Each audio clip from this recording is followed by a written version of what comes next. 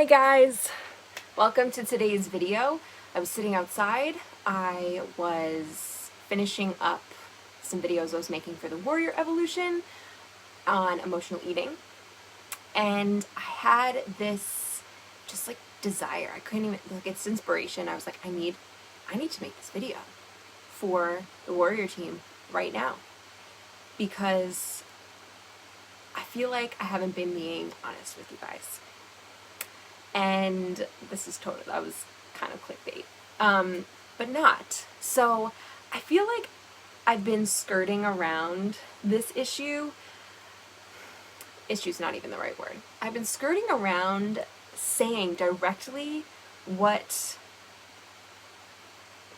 I believe, and also lots of other professionals believe needs to be done in order to really be on the path of recovery from mindless eating, overeating, and of course like the extremes of emotional eating, binge eating, all of them. They all fall under the category of mindless eating, right? And these three things that I had to really accept before I made any progress, before I made the most significant progress, the progress that got me to recover from this thing. These three things I feel afraid to talk to you about, because if you're not in the place that you're ready to accept it yourself, you're probably going to do what I did, which is say, I'll figure out another way to do it. That's not right. I don't want to do that. Can't be the only way. She doesn't know what she's talking about. I can figure out something better, right? Just because it worked for her doesn't mean it's going to work for me. And I totally get that, right? I would never force you to do anything before you're ready to do it. But I'm speaking from my experience, and I'm speaking from my professional background in guiding people to help them. But I'm afraid of scaring you off, not going to lie. But I also want to be real with you, because that is just how I am, that's how I operate. And I know I have mentioned these things like little driplets, little droplets of this in some of our other Facebook videos that you can go back throughout this month and watch. But I'm just going to be direct, and I'm going to tell you these three things that I had to accept before I was on that road that was giving me the most significant progress into finally overcoming this awful thing, this terrible habit, this thing that had, this thing that was in my way: binge eating, emotional eating, overeating. So the first thing I had to accept, and I know I've spoken about this, I had to be okay with the fact that I could gain weight on this recovery journey. I had to be okay with not having weight loss as the focus of the reason why I am putting certain things in my mouth and not, why I'm moving my body and why I'm not. I had to let that, like I said, put on the shelf behind me, like this gorgeous little teapot right here. Isn't it so cute? Love it. I had to put it on that shelf behind me, because I think I actually said this earlier this week. If I was focusing on weight loss, I could not focus on the things that I needed to heal my behaviors, because the focus of the weight loss involved the dieting mentality, involved me sticking to things that I was afraid to let go of because of the fear of gaining weight.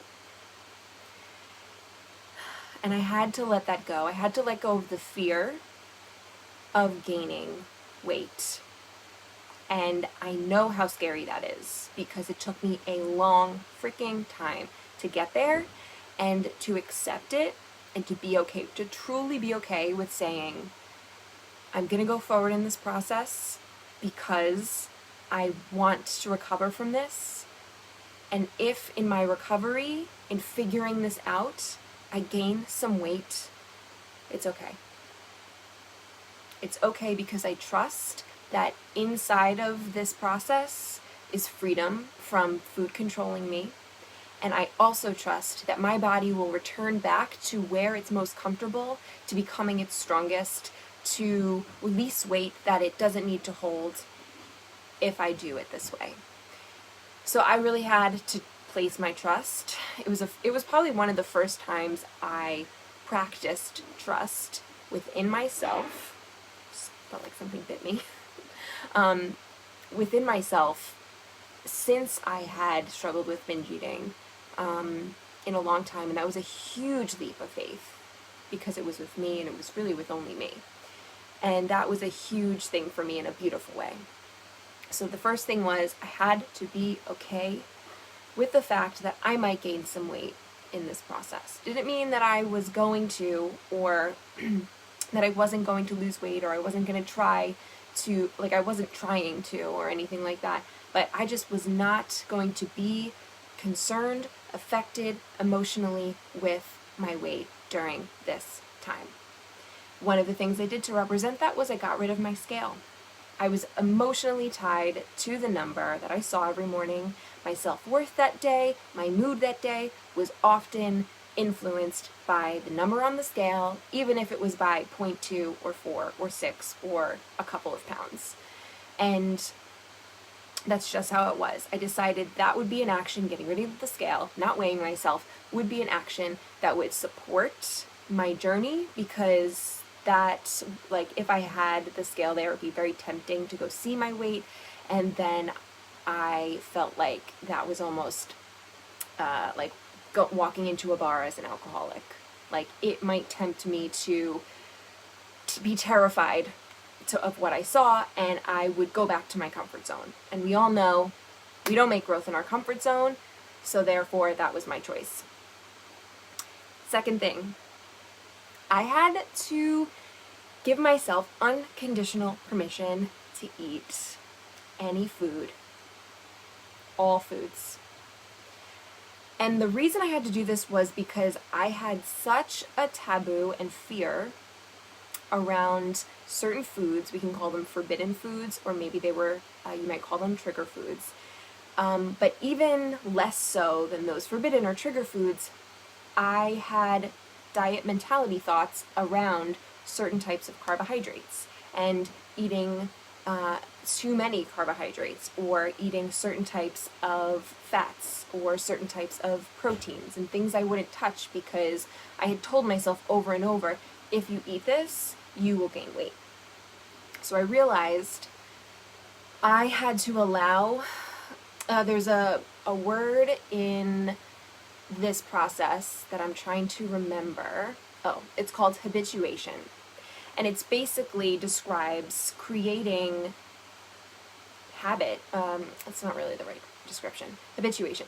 Creating equivalence around all foods so that you take off the emotional charge that you may receive when you think about eating that food. Like, so for instance, peanut butter. I have many experiences with peanut butter. Me and peanut butter go back quite far. Used to not give a crap about peanut butter, and then one day it became a humongous trigger food for me, where if it was around, couldn't stop thinking about peanut butter, and I would eat the entire jar of peanut butter. And if you know how many calories is in a jar of peanut butter, it's a lot. It's a lot, and needless to say, it would leave me feeling sick and bloated and extremely lethargic, and all of the emotional guilt on top of that. So I was afraid of peanut butter, and if it was around, I wouldn't eat it, and I only ate it when, like, I would go and buy Binge food, and I stopped buying it for just regular meals because I couldn't have it in my house. And I had created this thing where the peanut butter literally became a food that I only ate when I binged, and I never would allow myself to eat it any other time because of the fear that I had created that it would trigger a binge. But I put it on a pedestal. Habituation is taking those foods that you put on that pedestal, taking them off, and putting them on the same plane as everything else. So broccoli and peanut butter, emotionally equivalent.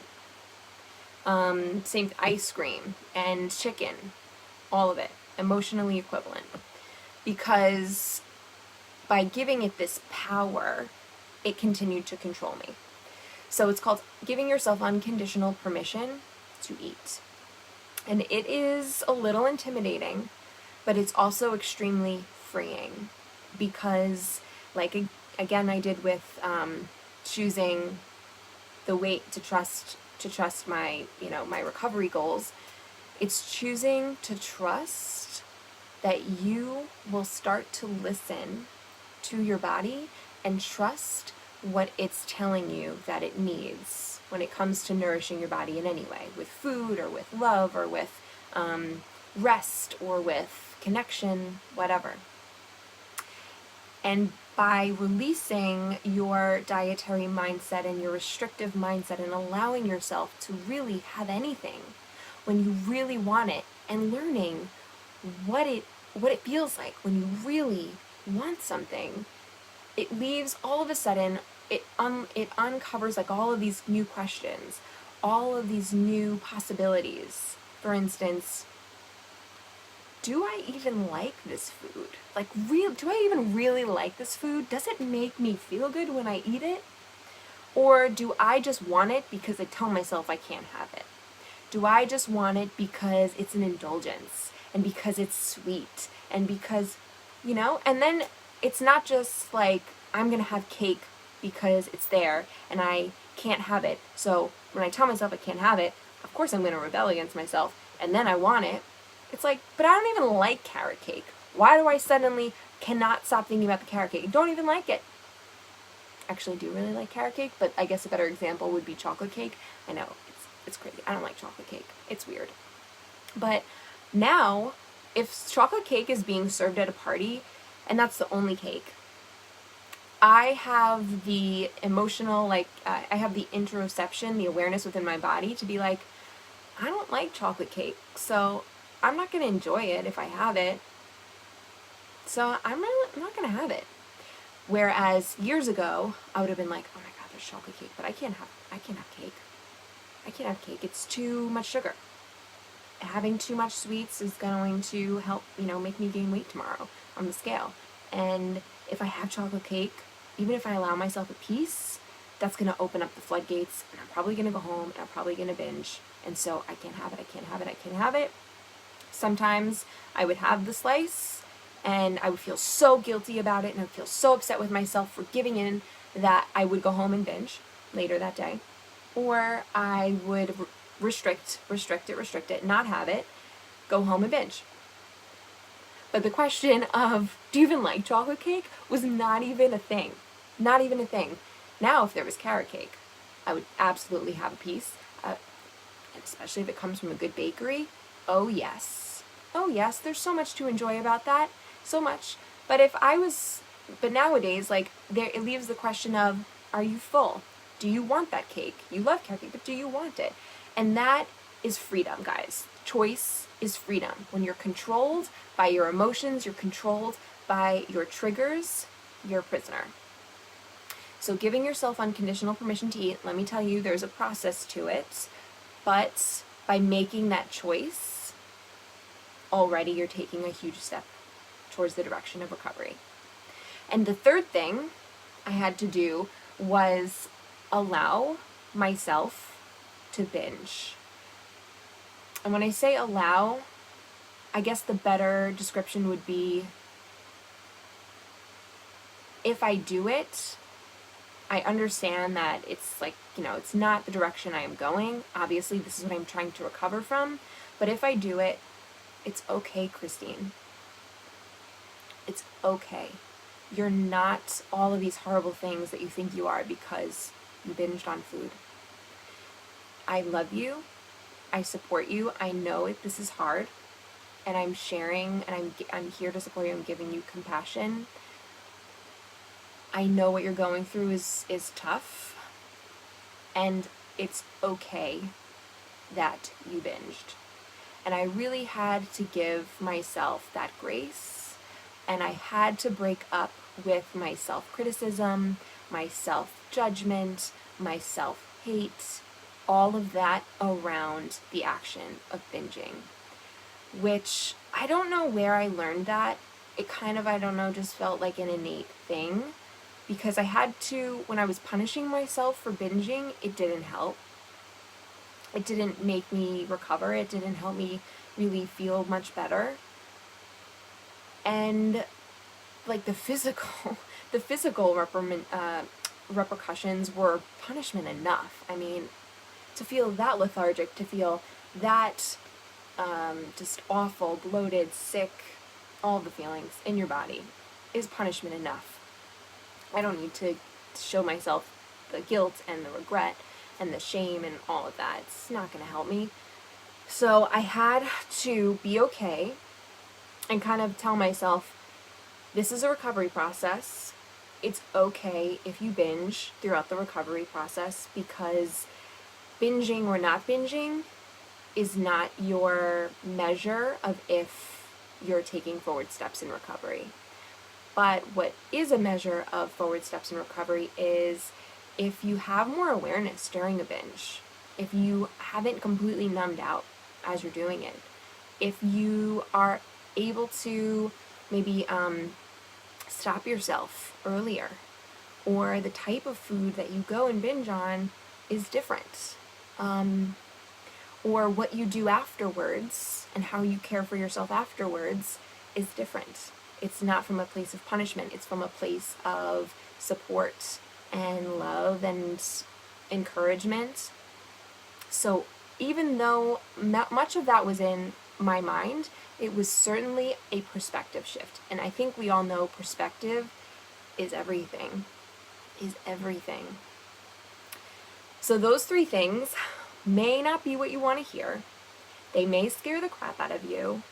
And I want to tell you, I understand. I've been there.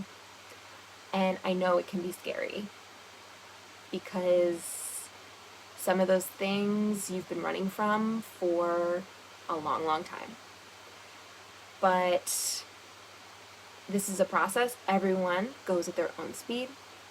And when you are ready, what's that beautiful expression? When the student is ready, the teacher is revealed. I think that's it. Or is it the opposite? When the teacher is ready, the student is revealed. I need to Google this immediately. When the teacher is ready, the student appears. I said it backwards the first time. Now who said it?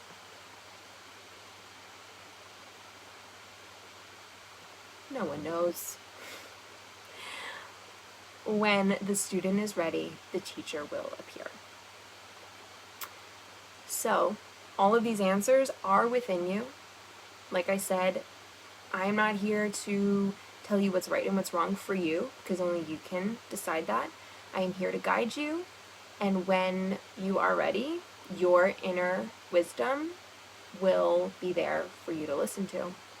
And I'm just here to encourage you to keep tuning in, turning in,